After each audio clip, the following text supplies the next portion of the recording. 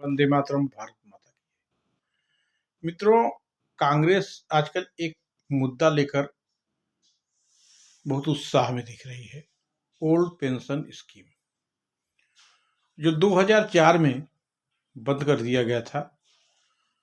तमाम अर्थशास्त्रियों से राय मशविरा लेके इस व्यवस्था को बंद किया गया था और उसके बदले एक मुश्त रकम उनको दे दी जाती है। दरअसल अर्थशास्त्रियों का कहना था कि जनता से टैक्स लेके परोक्ष या परोक्ष रूप से जो टैक्स देते हैं, हम जो सामान खरीदते हैं, चाहे साबुन लें, चाहे तौलिया लें, चाहे खाद्य सामग्री लें, चाहे दवा लें, सब पे हमको टैक्स देना पड़ता है। तो इन पूरे देश से टैक्स लेने के बाद सिर्फ एक हिस्से को पेंशन से नवाज के तमाम विकास कार्यों को अवरोध करने का काम होता था। देश के सभी प्रमुख अर्थशास्त्रियों में, जिसमें मनमोहन सिंह भी शामिल थे, सबका निर्णय था इसको बंद कर दिया जाए। उसके बाद कांग्रेस 10 साल सत्ता में रही, प्रदेश में सपा बसपा रही, तकरीबन हर पार्टियां अपने प्रदेशों में रही सरकार में, और केंद्र में 10 साल कांग्रेस की सरकार थी और कम्युनिस्ट सहित तमाम दलों ने समर्थन दिया था और इस मुद्दे पर कभी किसी ने कुछ बोला नहीं। लेकिन सत्ता का नशा कितना घृणित होता है। आज यह मुद्दा कांग्रेस के लिए जीवन मरण का मुद्दा है। आप सोचिए कि दुनिया में तमाम विकसित देश और विकासशील देश जो विकास के लिए तेज रफ्तार में शामिल हैं, वे आर्थिक स्थिति के लिए नई नई अर्थ योजना ले आती रही हैं, नई नई आर्थिक योजना बना रही हैं, और हमारे देश में सबसे पुरानी कांग्रेस पार्टी यह ओल्ड पेंशन स्कीम पे चल रही है।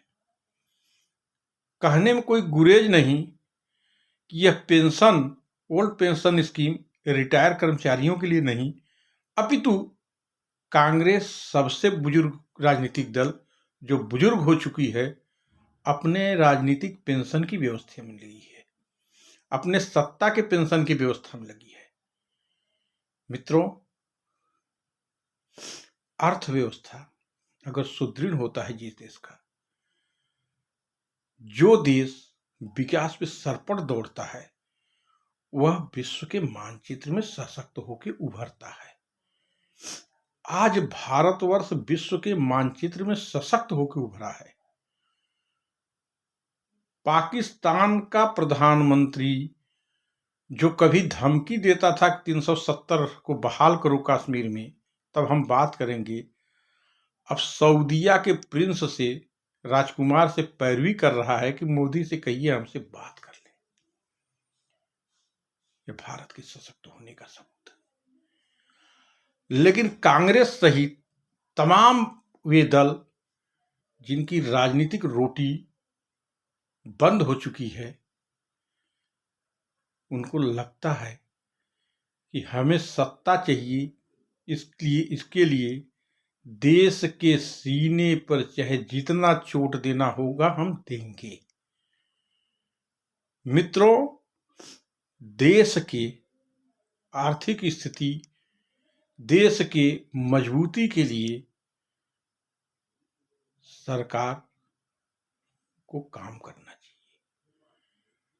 इसीलिए भारतीय जनता पार्टी ने हिमाचल प्रदेश में बहुत दबाव के बावजूद ओल्ड पेंशन स्कीम के लिए हाँ नहीं किया, क्योंकि उसको मालूम है कि झूठा वादा करना भी भ्रष्टाचार होता है।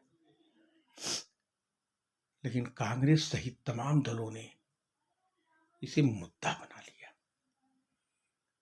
और इसका स्थिति यह हो रहा है कि अगर पेंशन दे राज्य सरकारें तो दिवालिया हो जाए, केंद्र को उसमें मदद करना पड़ेगा, और केंद्र उस स्थिति में नहीं है कि तमाम विकास कार्य रोक के ओल्ड पेंशन जैसे स्कीम पर काम करे। इसलिए मित्रों, देश के हित में सोचिए। वंदे मातरम, भारत माता।